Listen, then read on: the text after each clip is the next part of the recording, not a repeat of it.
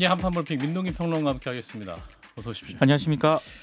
자, 국민의힘 인요한 혁신위 드디어 이제 혁신위원 인선 작업을 마무리했군요. 네, 12명의 위원 인선을 완료하고요. 본격적인 활동에 들어갔습니다. 인요한 위원장까지 포함하면 이제 모두 13명으로 구성이 되어 있는데요. 예, 현역 의원으로는 유일하게 박성중 의원이 참여를 했습니다. 그리고 전직 의원 중에는 검사 출신 김경진 서울 동대문을 당협위원장하고요. 오신환 전 그 서울시 정무부시장 이렇게 합류를 했고, 예, 그리고 이제 수도권에 기말을 둔 전현직 의원들이 포함이 된 것은 아무래도 서울 강서구청장 보궐선거 이후 불거진 수도권 위기론 이걸 좀 어느 정도 의식한 것으로 보입니다. 이와 함께 다른 그 혁신위원 이름을 좀 보면은요. 예, 정선아 동국대 보건의료정보학과 겸임교수, 그리고 정혜용 전 대구시 경제부시장, 이소희 변호사 등이 이름을 올렸고요. 이젠마 경희대 국제대학 교수, 그리고 임장미 마이펫 플러스 대표, 박서연 서울 아산병원 소아치과 임상조교수, 최한나 세종대 행정학과 교수, 송희전 대구 MBC 앵커, 그리고 2000년대생인데 박우진 경북대 농생명대학 학생회장도 위원으로 이름을 올렸습니다. 예, 아까 진중권 작가님도 말씀을 하셨지만 성별로는 남성이 6명, 여성이 7명으로 구성이 되어 있는데요. 예, 아마 좀 처음 들어보시는 이름들이 많을 것으로 보입니다. 예. 인요한 위원장이 이제 여성이 좀 많으면 좋겠다라는 바람을 피력하기도 했는데 실제로 과반 이상이 이제 여성으로 인선이 됐습니다. 사실 오늘 오전까지도 누구를 넣을 것인가에 고민이 많았던 것 같아요. 윤희숙 전 의원이요.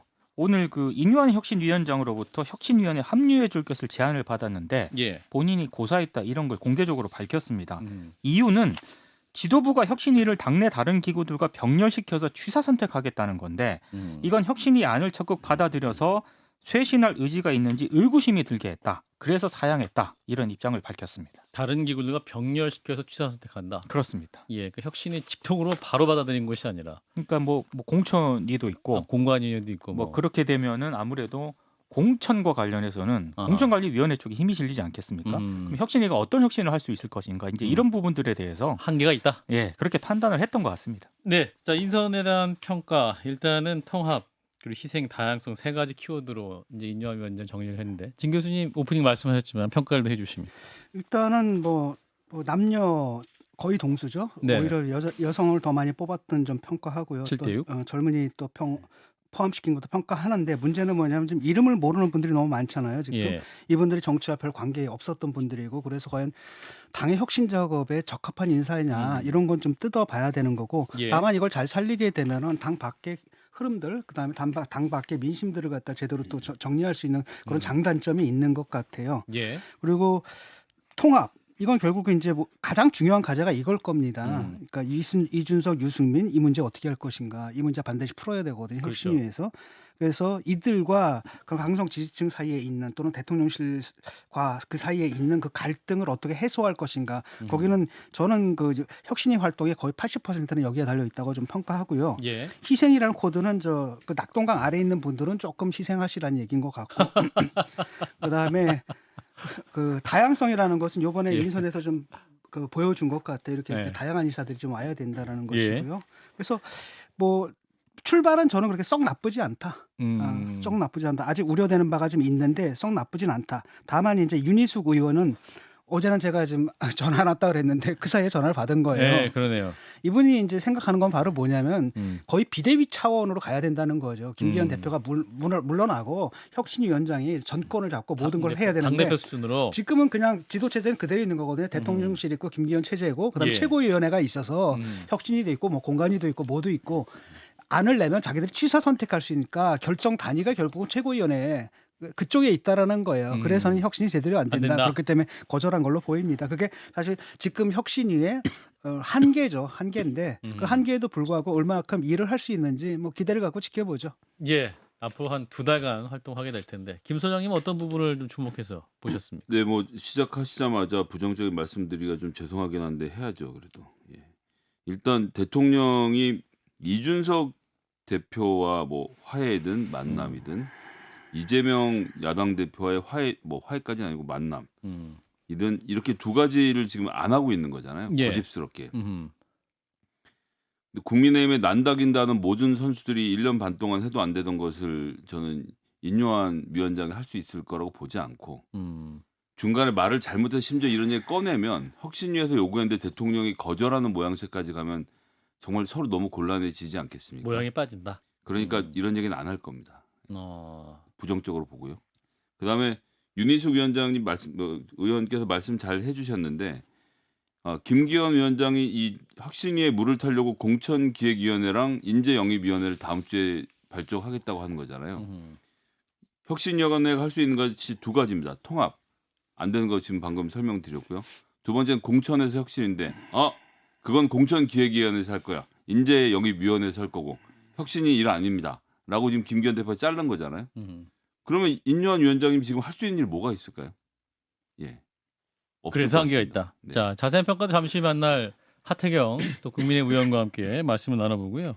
자, 민주당 얘기로 좀 옮겨갑니다. 자, 오늘 이재명 대표 전현직 원내대표들과의 오찬 간담회를 가졌는데 어떤 이야기가 있었습니까? 그러니까 분열은 필패고 단결은 필승이라는 각오로 자신부터 솔선수범하고 앞장서겠다 이런 점을 강조를 했고요. 예. 작은 차이를 넘어서서 단합하고 단결해서 국민의 승리로 나아가는 길을 넓혀야 한다 이런 점을 또 지적을 했습니다. 예. 언론들이 이 발언을 어떻게 해석했나 좀 봤더니 비명계 징계 문제를 둘러싼 내용에서 벗어나야 총선 승리에 이를 수 있다 그런 인식이 담긴 발언이다 이렇게 해석을 하고 있습니다. 예.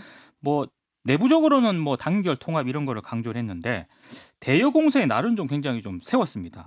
우리 대한민국이 총체적으로 위기 상황이라고 진단을 했고요. 무능한 정권이 사정 통치, 이념 선동에 빠져 있는 사이에 국민의 삶이 무너지고 대한민국 국정과 국가 시스템이 작동불능 상태가 됐다라고 비판을 했습니다.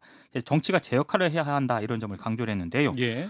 홍익표 원내대표도 내년 4월 총선은 단순히 윤석열 정권의 심판을 넘어서서 대한민국의 새로운 희망과 비전을 만들어야 하는 절체절명의 선거다 이런 점을 강조를 했습니다. 강선우 민주당 대변인이 간담회 직후에 이제 기자들한테 간단하게 설명을 했는데 민주당이 대한정당으로 국민의 인정을 받기 위해서는 정부 여당에 대한 공세만으로는 충분하지 않고 뭐 민생이나 개혁을 어떻게 잘할 건가를 마련해야 한다는 의견들을 예. 전현직 인재 원내대표들이 줬다 이렇게 얘기를 했고요. 특히 이번 그 정기국회 동안 R&D 예산이라든가 주요 민생 입법과 관련해서 확실히 성과를 내야 한다. 뭐 이런 점을 강조를 했다고 합니다. 예.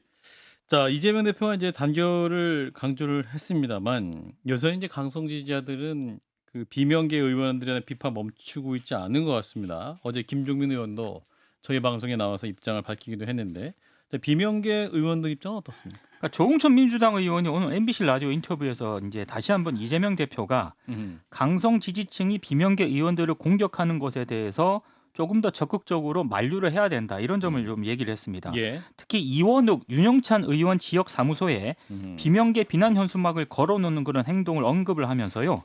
이 대표가 말로는 왈가왈부하지 말자고 하는데 이런 행위야말로 당의 통합을 저해하는 굉장히 심한 행위다. 그런데 왜 아무 얘기도 안 하고 제지도 안 하고 그냥 두느냐 이렇게 불만을 좀 나타냈습니다. 예. 그리고 조응천 의원이 당 지도부가 이재명 대표 체포동의안 표결에서 가결표를 던진 의원들을 징계해달라는 그 청원이 있지 않습니까? 예. 그 지도부가 답변에 유보적인 태도를 보이고 있는 것도 문제를 삼았는데요. 아하. 당원들이 계속 요구하는데 나중에 어쩔 수 없다. 그럴 수 있다는 불신을 좀 드러낸 것으로 일단 해석이 되고 있습니다. 그 무슨 말입니까? 그러니까 어떤 징계의 가능성 열어놓은 뭐 이런 상황이다. 그러니까 확실하게 징계를 해달라는 그 청원에 대해서 뭐 지도부가 어떤 입장을 뭐 밝히든지 해야 되는데 안 하고 지금은 있다. 명확한 답변을 하지 않고 있거든요. 그러다가 나중에 당원들이 계속 요구를 하기 때문에 어쩔 수 없이 뭐 이렇게 할 수밖에 없다. 아마 조응천 의원은 그런 부분을 좀 우려를 하는 것 같습니다. 그렇군요. 그런가 하면 또 민주당은 SNS 글 게재 수를 현역 의원 평가에 반영한다? 이건 동아일보 보도인데요. 민주당이 최근 내부에 예. 21대 현역 의원 평가와 관련해서 이제 공지를 하나 했다라고 하는데 예. 디지털 소통 실적은 디지털 언론 소통 실적으로 확대 반영을 했고 SNS 게시 글수와 언론 출연 횟수를 기반으로 평가한다. 이런 내용을 공지를 했다는 겁니다. 방송 출연. 그러니까 2020년 5월 30일부터요. 예. 올해 9월 30일까지 한 40개월 동안 뭐 트위터, 페이스북, 인스타그램 등을 비롯한 게시글을 모두 합쳐서 1000건 이상일 경우에는 만점을 받을 수 있다. 1000개. 뭐 이런 내용인데 사실 이게 20대 현역 의원 평가에도 있긴 있었습니다만 예. 다만 그냥 공개형 사회관계망을 매개로 한 소통 실적으로만 돼 있었고요. 이게 뭐 몇 개 글을 올려야 한다 이런 제한은 없었거든요. 근데 동아일보 보도에 따르면은 이제는 이게 1000건 이상일 경우에 만점을 받을 수 있다 이렇게 공지를 했다는 건데 예. 동아일보와 이제 일부 의원들이 좀 속내를 좀 얘기를 한 것 같아요. 예. 그러니까 이러다 보니까 질보다는 양에 맞춰서 SNS 글을 좀 남발할 수밖에 없다. 뭐 이런 취지의 불만을 좀 드러낸 것으로 보입니다. 1000개 김성현 소장이 가능합니까? 제가 지난 4년 동안 했던 방송, 그러니까 제 유튜브의 재방송 개수가 한 900개 정도. 오. 근데 그래요. 이게 어려운 게 아닌 게 잘 어려운 게 보시면 아니에요? 1000개면 52주잖아요. 아하. 4년이면 200주란 말이에요. 아하. 200주 동안 1000개면 일주일에 5개거든요. 하루에 하나씩만 하면 되는구나. 근데 그러면. 페이스북, 유튜브 2개를 운영하면 일주일에 2개씩만 쓰면 되는 거니까 아. 이게 뭐 무리한 개수라고 할 수는 없고 어쨌든 국민들하고 소통하는 방법이 알겠습니다. 달라지고 있으니까요. 예. 값을 하고 있는 거죠. 알겠습니다. 아니 그 의원이 의정 활동을 해야지 앉아가지고 이런 짓을 하고 앉았으니. 진중권 작가님은 트위터나 만점 뭐 받으실 것 같아요. 트위터나 SNS 나 그 의원이 아니잖아요. 트위터나 SNS에서 그 선동가들 그 저 애들 선동이나 하는 놈들 그 점수 주겠다는 얘기잖아요. 이게 지금. 그렇지는 않기 때문에 그만해 주세요. 전화를 해야 얘기예요, 되니까. 결국은. 예. 자, 그 얘기 오늘 아닙니다. 예, 자 오늘 오찬 간담회에 참석한 또 홍익표 더불어민주당 원내대표를 연결을 해서 또 오늘 간담회에 있었던 얘기를 좀 들어보겠습니다. 자, 대표님 나와 계시죠? 네, 안녕하세요. 반갑습니다. 자, 오늘 전현직 민주당 원내대표 오찬 간담회가 있었다고 하는데, 자 어떤 대화들이 오갔습니까? 물론 언론에 좀 나오긴 했습니다만. 네, 아무래도 뭐 그 당의 통합이나 내년 총선을 앞두고 당이 좀 그 단합해서 총선 준비를 잘 해야 된다는 거. 그다음에 아무래도 전직 원내대표들이시니까 그 원내 상황 있지 않습니까? 예. 다가오는 특히 이제 국감이 마무리되고 있고 예산안 시즌이기 때문에 예. 예산안 문제에 대한 이제 우리가 꼭 그 다뤄야 될 중요한 내용이나 또 접근 방법 등에 대한 그 어떤 조언도 좀 있었고요. 또 기타 뭐 여러 가지 당 운영과 관련돼서도 많은 그 다양한 말씀들을 잘 해주셨습니다. 예. 자, 4선의 홍영표 의원이 이런 말씀하셨네요. 이제 중도 확장적인 메시지와 정책은 긍정적으로 생각하지만 이 보다 실질적 조치를 위해서 의원들에 대한 테러 수준에 가까운 이 공격에 대해서는 당연히 방치해서는 안 된다. 이런 지적도 있었다고 하는데 그럼 어떤 구체적 대안이 가능할까요? 글쎄요. 그래서 이재명 대표가 예. 사실은 이제 그런 걸 자제해달라 예. 당원들에게 직접 호소한 게 한 8차례 벌써 하셨더라고요. 8번. 예. 예.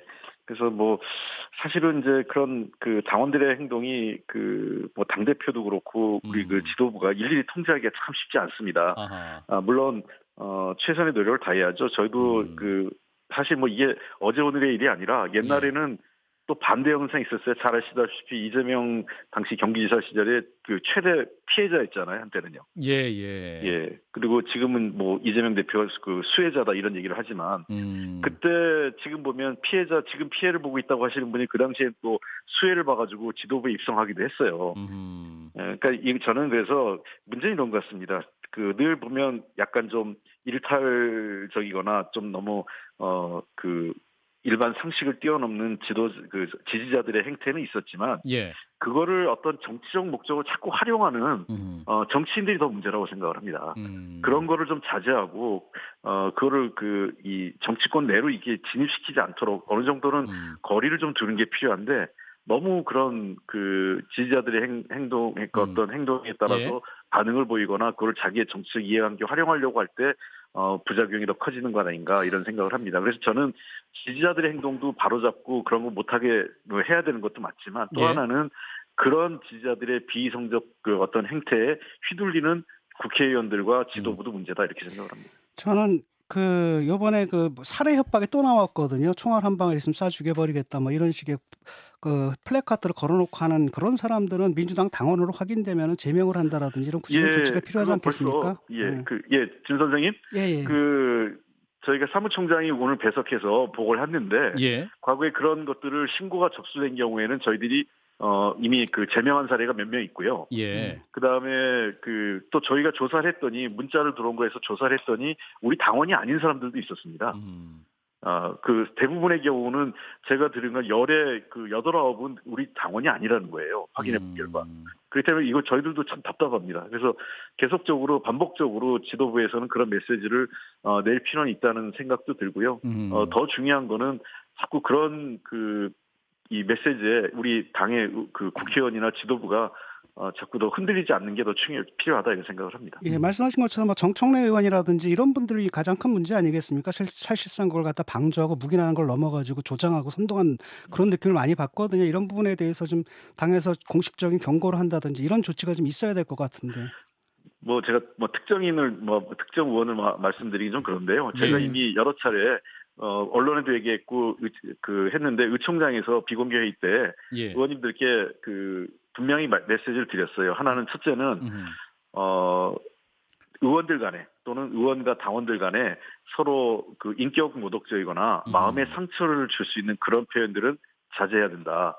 그리고 두 번째 마찬가지로 근거 없이 당 지도부나 대표에 대해서 어떤 공격하거나 또는 뭐 퇴진해야 된다든지 이런 식의 메시지를 반복적으로 내는 것도 잘못이다. 그래서 두 가지 행태가 반복되거나 당의 정치적 부담을 줄 때에는 원내대표로서 그에 대한 경고나 필요한 조치를 취하겠다 이렇게 말씀을 드렸습니다. 이제 일부 이제 민주당 의원님께서 이런 말씀도 하세요. 그러니까 이제 유튜브 안에 보면 이제 민주당 친명 유튜브가 너무 많다. 그 유튜브를 또 내용을 들어보면 이런 강성 지지층들이 이제 이재명 대표가 이렇게 8번 이렇게 말씀을 하고 그만해라고 말씀을 했지만 사실상 또 묵인하고 있다는 그런 메시지로 받고 있어서 그 강성 지지층들의 메시지가 계속 나오는 이유다. 이렇게 또 분석하시는 예. 의원도 있습니다. 그거는 좀 너무 뭐랄까 불신에 따른 오해가 좀 커졌다 이렇게 생각을 합니다. 그런가요? 예, 제가 이재명 대표하고 개인적으로 몇 번 얘기를 해보고 최근에 이재명 대표도 굉장히 답답해하세요. 도리어 뭐 흔히 얘기해서 이번에 5분의 의원을 징계하라고 막 청원했지 않습니까? 예. 그래서 그거를 다 왈가왈부하지 않고 앞으로 나가겠다, 작은 차이에 연연하지 않겠다, 왈가왈부하지 말자 이렇게 말씀을 했더니 예. 이재명 대표한테도 문자가 막 쇄도하고 있다는 거예요. 이재명 대표에게도 문자가 온다. 예, 이러면 안 된다는 식으로. 그러니까 지금 이 대표도 웃으시면서 저한테 문자를 보여주면서 나한테도 문자가 지금 아주 너무 많이 옵니다. 이렇게 얘기를 하시더라고요. 그렇군요. 예, 그러니까 지금 상황이 너무 저는 하여간 이 문제는 저희가 극복해야 될 과제라고 생각하고 단순히 우리 당만의 문제가 아니라 뭐 과거 국민의힘도 그런 유사한 사례가 있었는데 예. 소위 SNS 정치 시대가 열렸거든요. 그렇죠. SNS 정치의 어떤 정치적 윤리, 당원과 지지자와 국회의원, 정치인들과의 관계를 어떻게 설정하고 서로의 소통의 방식을 어떻게 할 건가라는 저는 일종의 진통기라고 생각을 합니다. 예. 그래서 저는 새로운 정치 문화를 SNS 정치 문화를 만드는 과정이라고 생각하고 이런 측면에서 저희 정치인들이 조금 더 절제하고 좀 조심해야 되지 않을까 이런 생각을 갖고 있습니다. 지금 뭐 당원 5만 명인가가 서명을 해가지고 이른바 수박 5명 이거 뭐 해당 행위를 했으니까 뭐 징계를 해야 된다 그래서 아마 뭘 청원을 갖다 한 걸로 알고 있는데 그거는 어떻게 되는 겁니까? 최고위원회에서 일단은 그거 안 하기로 제가 말씀드렸지 않습니까? 안 하기로 했습니까? 예, 대표께서 왈가왈부하지 말라 그랬지 않습니까? 체포 동의안에 있었던 내용 일과 관련돼서 왈가왈부하지 마라 이렇게 하셨고 그 문제는 더 이상 문제 삼지 않기로 하신 겁니다. 알겠습니다. 자, 이번 주일 일요일 29일 날 서울광장에서 이제 12구 이태원 참사 일주기 시민 추모 대회가 있습니다. 그런데 이제 대통령이 이 행사에 불참하는 것으로 결정을 내렸다고 하는데, 자, 이 불참 결정 민주당은 어떻게 바라보고 계십니까? 저는 개인적으로 매우 유감스럽게 생각합니다. 예. 정말 비상식적인 일이 일어나는 거 아니겠습니까? 서울시 한복판에서요. 159명의 아주 소중한 생명이 잃게 되는 그런 엄청난 사건이 발생됐는데 예. 아직까지도 진상이 제대로 밝혀지지 않고 이거에 대해서 책임지고 사과하거나 자리에 책임을 지는 사람도 없습니다. 예. 최근에 KBS 보도에 따르면 지금 당시 서울시 경찰청장이 관련 보고를 여러 차례 받았고 우려했던 거 아니겠습니까? 예. 그럼에도 불구하고 당일날 경찰 변경은 전부 다 대통령실 쪽으로 보낸 거예요. 이러한 행위에 대해서 반드시 책임을 물어야 한다고 저는 생각을 합니다. 근데 지금 대통령께서 이건 우리가 이 문제에서 책임을 대통령이 지라고 하는 거 아니지 않습니까? 법적 책임을. 그러나 대통령은 국정의 총괄 책임자로서 정치적 도의적 책임이 있는 거죠. 그런 측면에서 포괄적인 사과와 함께 유가족들을 위로하고 함께 해주시면 저는 얼마나 좋을까 생각을 합니다. 근데 불참 이유를 들어보면 순수한 추모 행사가 아니라 민주당이 주도하는 정치 집회다 이런 입장이 나와서 민주당이 이제 오늘 주최에 빠진다는 보도가 있던데 어떻습니까? 맞나요? 아직 정확하게 제가 얘기는 못 들었는데요. 아, 그것도 그런가요? 사실 저희가 하려고 한 것도 아니고 아하. 그 유가족 쪽에서 같이 하면 좋겠다고 제안을 해서 저희가 받은 거거든요. 예. 예. 아니 그러면 국민의힘도 같이 공동 주체로 들어오시면 되죠. 그러니까 그 국민의힘과 저는 국민의힘 들어온 거 반대하지 않습니다. 그러면 대통령이 오시기 더 편하신 거 아니겠어요? 자꾸 뺄셈의 정치하지 마시고 덧셈의 정치나 화합의 정치를 하셨으면 좋겠습니다. 예, 국민의힘도 정부 와서 같이 주최하자. 예. 자, 반면 이제 대통령이 오늘 중동 순방 이후 첫 국내 일정으로 박정희 전 대통령 추도식에 참석을 했더군요. 그래서 박근혜 전 대통령과 함께 또 만난 모습도 보였는데 이 부분은 어떻게 판단하십니까? 이제 우리 대통령이 또 우리 국민들 추모 행사는 또 가지 않고 또 이 자리는 또 갔다 해서 여러 가지 또 판단이 나옵니다만. 그 현직 대통령의 일거수일투족에 대해서 제가 야당 원내대표 입장에서 하나하나 왈가왈부하고 싶지는 않습니다. 예. 하여간 전직 대통령이기 때문에 가실 수 있다 생각을 합니다. 추모식에. 네. 그러나 그 국민들이 원하는 자리가 어디인지 또 국민 통합을 위해서 대통령께서 어떤 행사에 어떻게 참여하는 게 더 좋을지에 대한 한번 판단을 좀 해주셨으면 좋겠어요. 그러니까 저는 박정희 전 대통령 그 44주기 행사 가신 게 문제라기보다 예. 그 다른 행사에도 이태원 참사 그 추모식이라든지 여러 가지 이 행사에도 함께 해주시면 훨씬 더 좋지 않을까 이런 생각입니다. 예. 네, 의원님 오늘 말씀 여기까지 듣겠습니다. 고맙습니다. 예, 감사합니다. 네, 홍익표 더불어민주당 원내대표였습니다. 예, 자연스럽게 오늘 박근혜 전 대통령과 대통령의 만남에 대한 얘기로 넘어가 보겠습니다.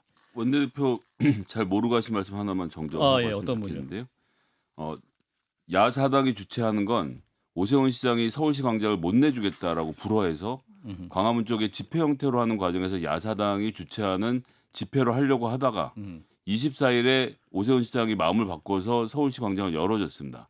추모제로 전환한 후에 시민사회단체가 야당에게 협조를 요청해서 주최해서 빼고 유족협의회하고 시민단체가 해서 추모제를 열었는데 예. 대통령실은 이런 문제도 파악을 안 하고 중앙일보의 보도에 따른 공문 한 장 있는 걸 보고 우린 참석 안 하겠다고 선언해 놓은 상태입니다.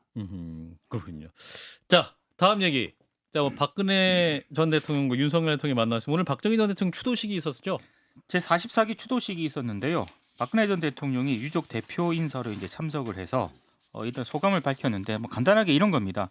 우리 국민은 이 모든 어려움을 잘 이겨냈고 그리고 호국 영령들의 보살핌으로 오늘의 번영을 누리고 있다.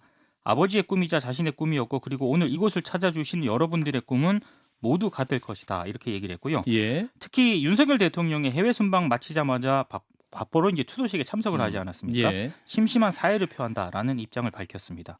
예. 두 분이 악수도 하고 또 잠시도 걷고 대화도 하고 이런 모습이 많이 사진으로 좀 보도가 됐습니다. 예, 자 오늘 추도식에 나왔던 윤 대통령의 발언을 잠시 듣고 이어가겠습니다. 박정희 대통령께서는 하면 된다는 기치로 우리 국민을 하나로 모아 이 나라의 산업화를 강력히 추진하셨습니다. 제가 취임 이후 지금까지 전 세계 92개국 국가의 정상을 만나 경제 협력을 논의했습니다만 박정희 대통령께서 이루어내신 이 압축 성장을 모두 부러워하고 위대한 지도자의 결단에 경의를 표했습니다. 저는 이분들에게 박정희 대통령을 공부하라. 그러면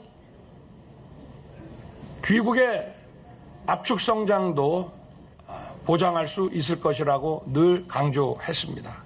예, 현직 대통령이 박 전 대통령 추도식에 참석한 처음이라고 하죠. 맞습니다. 예, 설명도 해주시면. 네, 오늘 추도식에는 국민의힘 김기현 대표하고요, 예. 이뉴한 혁신위원장 등 당 지도부가 총 출동을 했고요.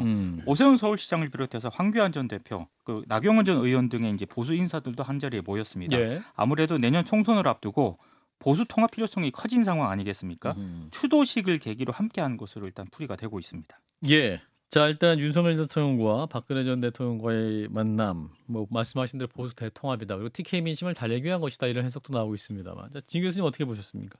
뭐 외연 확장이 문제인데 이건 뭐 외연 확장이 그다지 큰 도움이 되는 것 같지는 않아요. 제가 볼 때는 그 의미를 갖다가 너무 예. 과장할 필요는 없는 것 같고 지금 보수 측에서 정체성 정치를 하다 보니까 보수의 아이콘으로 세울 대통령이 있으면 없잖아요. 예. 전두환을 세울 겁니까? 아니면 노태우를 할 겁니까? 박근혜 또는 이명박을 할 겁니까? 그러다 보니까 그런 차원에서 이번에 지금 윤 대통령이 계속 그동안에 그 보수 정체성 세우기 이걸 해왔거든요. 예. 그런 차원에서 들어간 거고 사실 뭐 친박 친이 뭐 사실은 뭐 친박을 고용하지만 기용을 하지는 않았을 뿐이지 사실상 그 당에서 친박 친이 사이에 무슨 갈등이 있거나 그렇지는 않지 않습니까? 이미 통합이 돼 있는 것 같고 예. 제가 볼 때는 일종의 그 정체성 정치의 그 연장선상에서 처음으로 거기 이제 참석하는 일이 이제 이루어진 것 같아요. 이제 김 소장님.